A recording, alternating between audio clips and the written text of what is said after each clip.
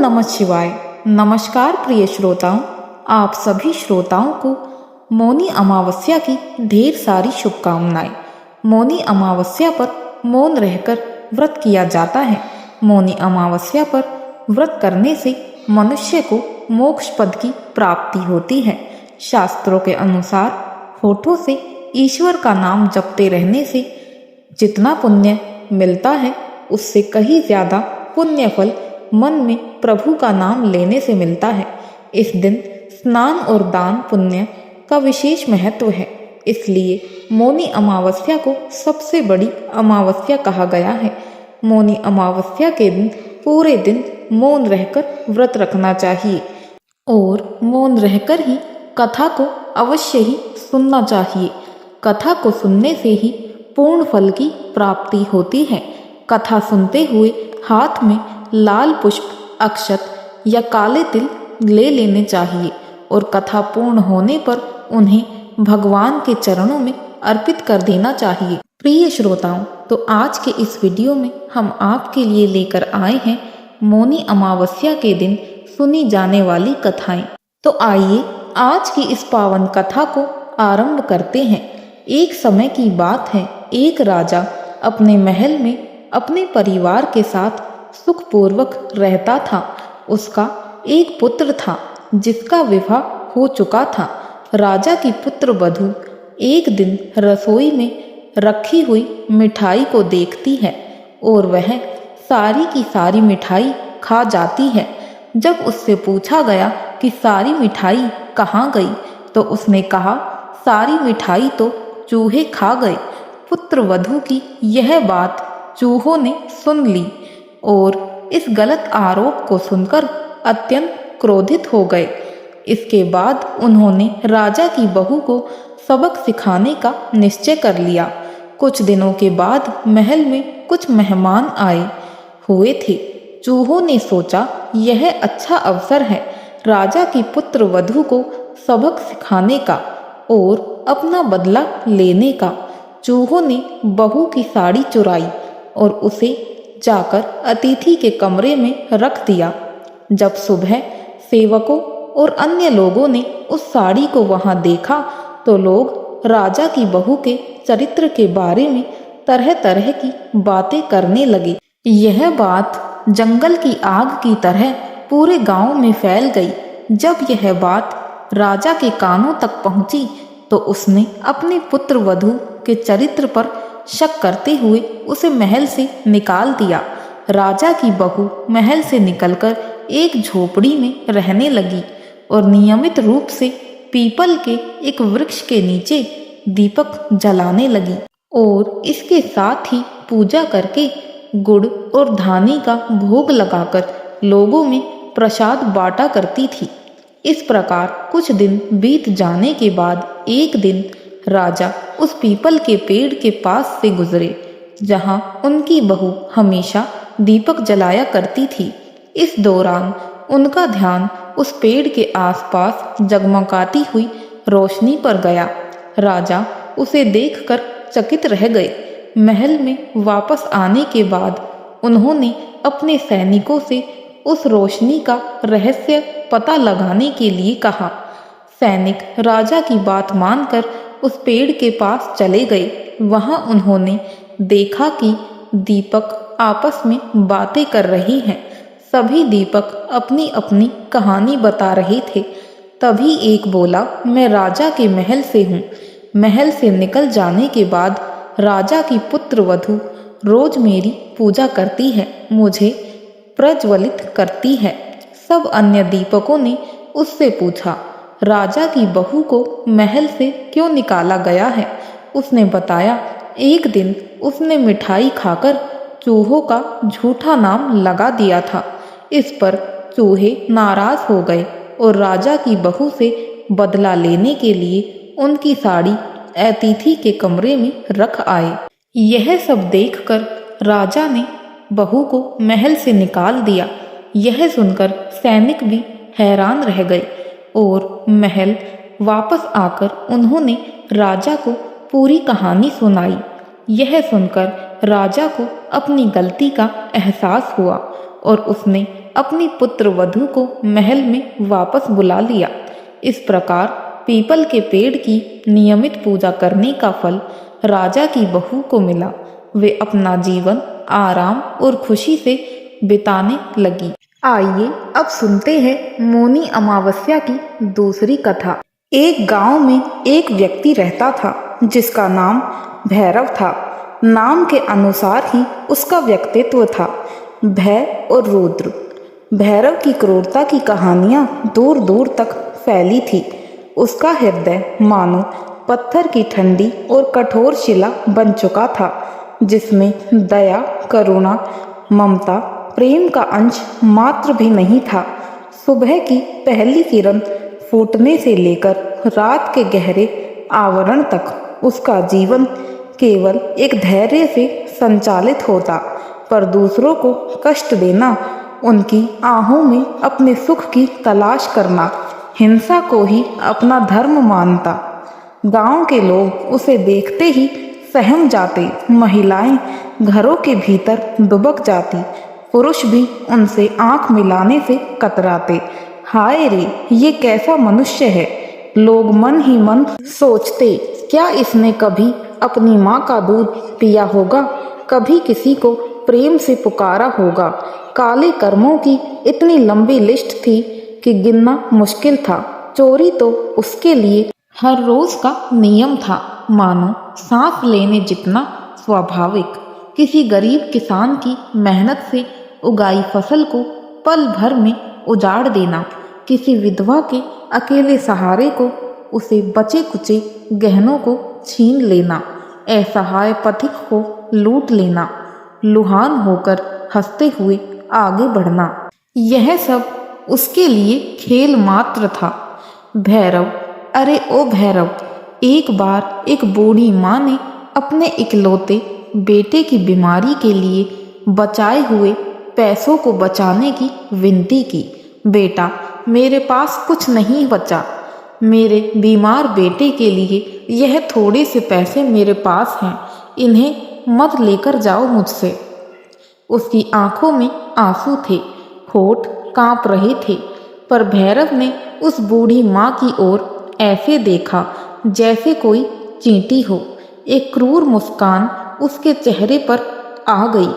बीमार बेटा तो क्या, मैं उसकी दवाई खरीदने के आऊँगा, दे दो जो कुछ भी है और एक शब्द भी मत निकालो। यह कहकर झटके से उसके हाथ से वह पोटली छीन ली उसने और एक जोरदार धक्का देकर जमीन पर बुढ़िया माई को गिरा दिया। उस बूढ़ी माँ की चीख सुनकर भी उसका हृदय तनिक भी द्रवित नहीं हुआ। उसे उस माँ की आंखों में मौत का साया नहीं, बल्कि केवल अपनी विजय दिख रही थी। एक और घटना, गांव में एक छोटा सा परिवार था। पति पत्नी और एक मासूम बच्ची शहर से लौट रहे थे। उनके पास कुछ सामान, उनकी बेटी के लिए एक छोटी सी गुड़िया थी उनके पास। रास्ते में भैरव ने उन्हें रोक लिया। जो कुछ है निकाल दो, उसकी आवाज़ में क्रूरता थी। उस आदमी ने गिड़गिड़ाते हुए कहा, भाई, यह मेरी बच्ची के लिए है, मैं दिन भर मजदूरी करके लाया हूँ, मुझे जाने दो। भैरव ने कुछ नहीं सोचा और उसने उस आदमी पर तलवार से वार कर दिया। उसे घायल करके उसके सारे पैसे, यहाँ तक कि नन्ही सी गुड़िया भी छीन ली। वो घायल आदमी जमीन पर गिरकर छटपटा रहा था, पर भैरव ने पीछे मुड़कर नहीं देखा। उस रात उस परिवार ने जो दर्द झेला, उसकी कल्पना भी नहीं की जा सकती थी। उस नन्ही बच्ची के सामने भैरव ने यह सब किया। बच्ची ने अपने पिता को खून से लहूलुहान देखा। माँ को बिलखते देख, बाप रे, ऐसा राक्षस तो कभी नहीं देखा। गांव के लोगों के मुंह से यही निकलता। भैरव के लिए लोगों को सताना, उनकी चीखें सुनना, बेबसी देखना उसके जीवन का आनंद था। उसके भीतर करुणा का बीज सूख चुका था, दया का फूल कभी खिला ही नहीं था। यह जानता था कि लोग उससे नफरत करते हैं, उससे डरते हैं, पर उसे कोई परवाह नहीं थी किसी की। उसे लगता यही उसकी शक्ति है, मैं ही बलवान हूँ, और मन ही मन दहाड़ता है। एक दिन जब गांव के लोग अपने दैनिक कार्यों में लग रहे थे और भैरव अपनी अगली योजना बना रहा था, एक संत गांव में पधारे। एक तेजस्वी संत थे जिनके मुंह पर अद्भुत शांति और तेज था, आंखों में चमक थी। गांव के लोग उनके चरणों में झुक गए, उनसे अपनी व्यथा सुनाई। महाराज, हम एक राक्षस के आतंक से पीड़ित हैं। एक भैरव नाम का राक्षस है जिसने हमारा जीना हराम कर दिया है, हमें बचाओ प्रभु। संत ने धैर्यपूर्वक सब कुछ सुना। उनकी शांत आंखें गांव के भय और दुख को पहचान गई। उन्होंने पूछा, वे कहाँ हैं? लोगों ने भयभीत होकर भैरव के ठिकाने की ओर इशारा किया। संत बिना किसी भय और संकोच के भैरव के पास जा पहुँचे। भैरव उस समय अपनी अगली चोरी की योजना बना रहा था। उसने संत को देखा, उसकी आंखों में वही क्रूरता थी। क्या है बाबा, यहाँ क्या भीख मांगने आए हो? मेरे पास देने को कुछ नहीं है, केवल लाठियों की। भैरव ने मुस्कुराकर कहा। संत चुपचाप सुनते रहे और मुस्कुराए। उनकी मुस्कान एक दिव्यता थी कि भैरव भी एक पल के लिए सहम गया। पुत्र, मैं कुछ मांगने नहीं आया, मैं तो कुछ देने आया हूँ। मैं तुम्हें जीवन का मार्ग देने आया हूँ। बाबा, मेरा जीवन का मार्ग तो मैंने स्वयं ही बना लिया है, मैं किसी के बताए रास्ते पर नहीं चलता। भैरव बोला। तेरा मार्ग तुझे कहाँ ले जा रहा है? संत ने कहा। पुत्र, क्या तुझे कभी शांति मिलती है? क्या तेरी आत्मा कभी तृप्त होती है? संत की आवाज में एक अजीब सा जादू था। भैरव ने पहली बार अपने भीतर एक अजीब सी बेचैनी महसूस की, पर उसने तुरंत दबा दिया। शांति, तृप्ति, यह सब कमजोरों के लिए है बाबा, मैं इन सब में विश्वास नहीं करता। पुत्र, तूने जीवन भर पाप किए हैं, तेरे कर्मों का बोझ इतना बढ़ गया है कि अब तेरी आत्मा भी करहा रही है। भले ही तू उसे सुन नहीं पा रहा, पर अभी भी समय है। नियति ने तुझे एक अवसर दिया है, एक आखिरी अवसर। भैरव को संत की बातें सुनकर अजीब सा क्रोध आ रहा था, पर उसकी आंखों में पहली बार एक हल्की सी जिज्ञासा थी। कैसा अवसर? संत ने धीमे से कहा। अगले सप्ताह मौनी अमावस्या है। उस दिन तू गंगा तट पर जाना और सुबह से शाम तक पूरे दिन मौन धारण करना। एक भी शब्द नहीं बोलना, मन से भी नहीं। और संध्या काल में उस पवित्र मौन के साथ गंगा में स्नान करना। यदि तूने यह कर लिया तो तेरी आत्मा के पापों का बोझ कम हो सकता है। भैरव को संत की बातें बेतुकी लगी। मौन, वो जो हर समय अपनी शक्ति का प्रदर्शन करता था, जो हर पल दूसरों को धमकाकर अपनी बात मनवाता था, वो चुप कैसे रह सकता था? तुम क्या कह रही हो बाबा? यह मेरे बस की बात नहीं है। बस की बात क्यों नहीं है पुत्र? ये तो तेरी आत्मा की मुक्ति का प्रश्न है। एक दिन का मौन और गंगा मैया का स्नान क्या तेरे जीवन भर के पापों की मुक्ति पाने का छोटा सा मूल्य नहीं हो सकता? संत ने उसकी आंखों में झांकते हुए कहा। उनकी आंखों में एक ऐसी दृढ़ता थी कि भैरव उसे टाल नहीं पाया। कुछ तो था उस संत में जिसने भैरव के कठोर हृदय में पहली बार एक छोटी सी दरार डाली थी। ठीक है, मैं कोशिश करूंगा बाबा, भैरव ने बेमन से कहा। उसके भीतर एक अजीब सी बेचैनी थी। संत मुस्कुराए, अपना आशीर्वाद देकर आगे बढ़ गए। मौनी अमावस्या का दिन आया। भैरव ने रात भर चैन की नींद नहीं ली। सुबह उठते ही उसके मन में उथल पुथल मच गई। मौन भला यह कैसे होगा? उसके मन में हजारों विचार घूम रहे थे, पर संत के शब्द उसके कान में गूंज रहे थे। तेरी आत्मा की मुक्ति का प्रश्न है। एक अजीब सी शांति शक्ति उसे गंगा तट की ओर खींच रही थी। वो धीरे धीरे गंगा किनारे पहुंचा। सुबह का समय था। कुछ लोग स्नान कर रहे थे और कुछ लोग पूजा पाठ कर रहे थे। भैरव एक शांत स्थान पर जाकर बैठ गया। फिर स्वयं मौन को धारण करने का आदेश दिया उसने। पहला घंटा, दूसरा घंटा, उसके लिए एक एक पल सदियों जैसा बीत रहा था। उसका मन एक उड़ घेरे की तरह भाग रहा था। यह क्या बकवास है? मैं यहाँ क्यों बैठा हूँ? मुझे तो गांव में जाकर किसी का धन लूटना है, किसी को डराना है। उसके भीतर की पुरानी आदतें उसे उकसा रही थी, पर संत के शब्द भी उसे रोके हुए थे। धीरे धीरे जैसे जैसे मौन गहराता गया, बाहरी दुनिया का शोर शांत हो गया, उसके भीतर का शोर बढ़ने लगा। पहली बार उसे अपने भीतर इतनी शक्ति मिली कि वह अपने मन की गहराइयों को सुन पा रहा था। और वहां उसे सिर्फ एक आवाज सुनाई दी। पाप एक एक करके उसके जीवन के काले अध्याय खुलने लगे। हाय रे, वो बूढ़ी माँ जिसके मैंने दवाई के पैसे छीन लिए थे, उसकी आंखों में कैसी बेबसी थी। उसका बेटा, क्या वो सच में बच पाया होगा? वो मर गया होगा मेरी वजह से। एक स्मृति ने उसके हृदय पर हथौड़े जैसी चोट की। वो बच्चे जिसकी गुड़िया मैंने छीन ली थी, उसकी चीखें मैंने उसे कितना दर्द दिया था।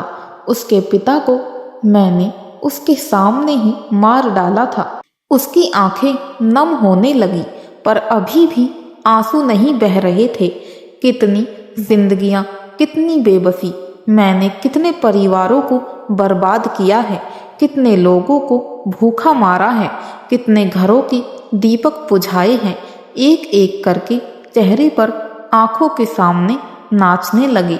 वो किसान जिसकी फसल लूटी थी, वो व्यापारी जिसका सामान छीना था, वो युवा जिसके बिना कारण मैंने उसे पीटा था। मौन में उसे अपने पाप याद आने लगे।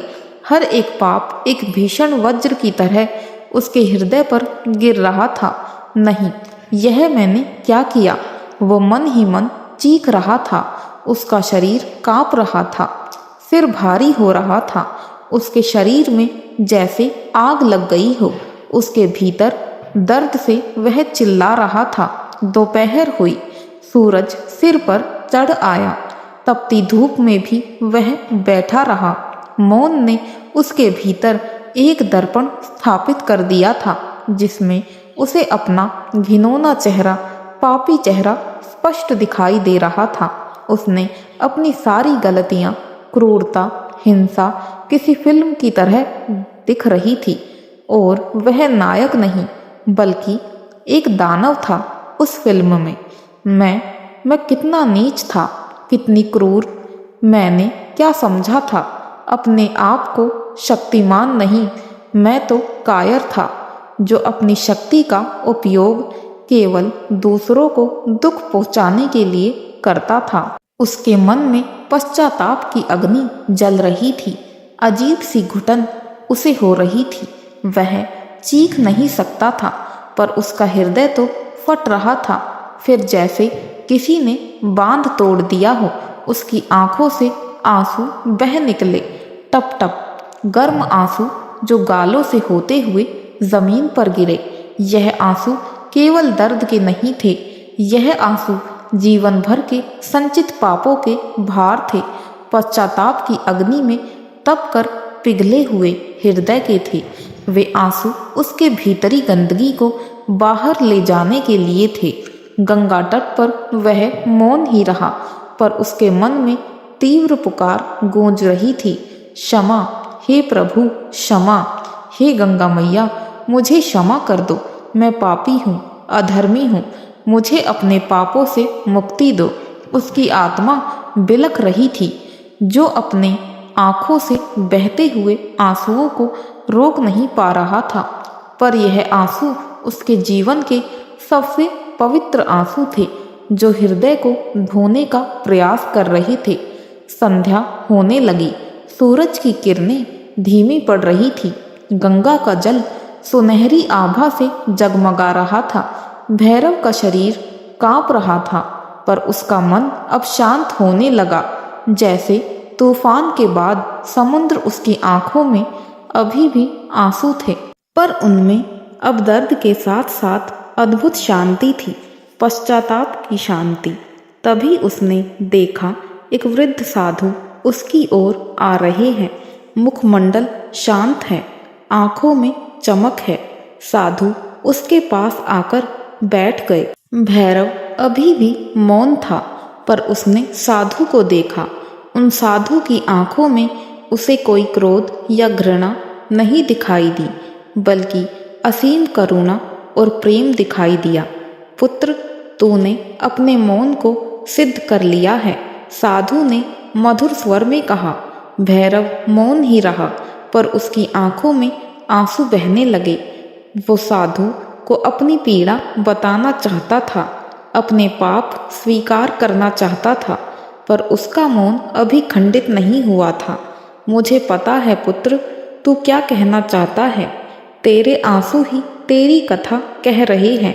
तूने जीवन भर पाप किए हैं, आज तेरी आत्मा जाग उठी है। यह मौन, यह पश्चाताप, यह आंसू, यही तेरे पापों का प्रायश्चित है। साधु ने इसे सहारा दिया। अब जा, गंगा में डुबकी लगा। हे गंगा मैया, तेरे मैल धो देगी। भैरव धीरे धीरे उठा। उसके पैर कांप रहे थे, पर हृदय हल्का हो रहा था। गंगा के पवित्र जल में वह उतरा। उसने डुबकी लगाई, 2 डुबकी लगाई, तीसरी डुबकी लगाई, और लगाते ही जैसे उसके शरीर से बोझ उतर गया हो। गंगा का ठंडा जल उसके तन और मन को शांत कर रहा था। उसे लगा जैसे माँ गंगा उसे अपने आंचल में समेटकर फिर से एक नवजात शिशु की तरह पवित्र कर रही है। जब वह गंगा से बाहर निकला तो साधु अभी भी वहीं बैठे थे। पुत्र, मैं जानता हूँ तूने अब तक जो भी किया वह नियति का भीषण खेल था, तेरे पूर्व जन्मों के कर्मों का फल था, जो स्वयं के मोह और अज्ञान का परिणाम था। अब तूने अपनी आत्मा को जागृत कर लिया है। तूने आज भगवान को मौन रहकर पुकार लगाई है। उन्होंने तेरी पुकार सुन ली है। भैरव पहली बार बोला। उसकी आवाज़ थर्रा रही थी। महाराज, मैं बहुत पापी हूँ, मुझसे भयानक भूल हुई है। क्या मुझे कभी मोक्ष मिलेगा? क्या मेरे पाप माफ होंगे? साधु ने प्रेम से उसके सिर पर हाथ रखकर कहा, पुत्र, भगवान विष्णु दया के सागर हैं। वे केवल पश्चाताप देखते हैं। तूने सच्चे हृदय से पश्चाताप किया है। जान ले, मैं कोई सामान्य साधु नहीं हूँ। मैं स्वयं भगवान विष्णु हूँ, जो तेरी आत्मा की पुकार सुनकर यहाँ आया हूँ।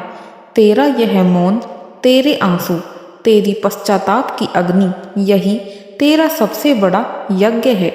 तूने अपने भीतर के दानव को मार दिया है। अब तेरी आत्मा शुद्ध हो गई है। भैरव ने आंखें फाड़कर साधु को देखा।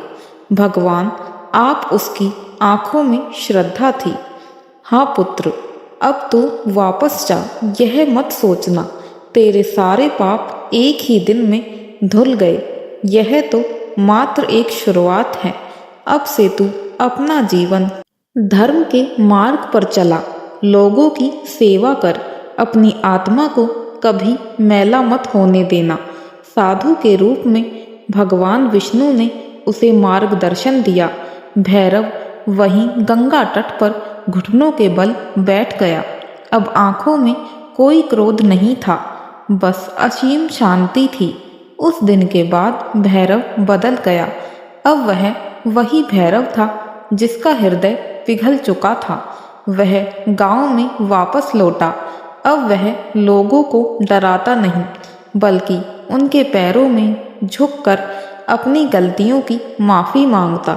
भाइयों बहनों, मुझे माफ़ कर दो, मैं एक पापी था, मुझे माफ़ कर दो। उसकी आंखों में सच्चे आंसू थे, पर जब उन्होंने देखा भैरव सचमुच बदल गया है और किसी को सताता नहीं बल्कि दूसरों की सेवा करता है, तो उनका हृदय भी पिघलने लगा। वो बूढ़ी माँ जिसके बेटे के पैसे उसने छीने थे, भैरव ने उसकी सेवा की, उसकी देखभाल की, बच्ची के परिवार से भी माफ़ी मांगी। भैरव ने अपना शेष जीवन तपस्या और सेवा में समर्पित कर दिया। एक छोटी सी कुटिया बनाई और वहीं रहकर लोगों की मदद करता रहा। अब उसमें कोई भय नहीं था, बस उसके हृदय में विनम्रता थी, दयालुता थी। अब वह एक नया इंसान बन चुका था। अपनी अमावस्या के एक मौन और पश्चाताप भरे दिन ने उसे बदल दिया था।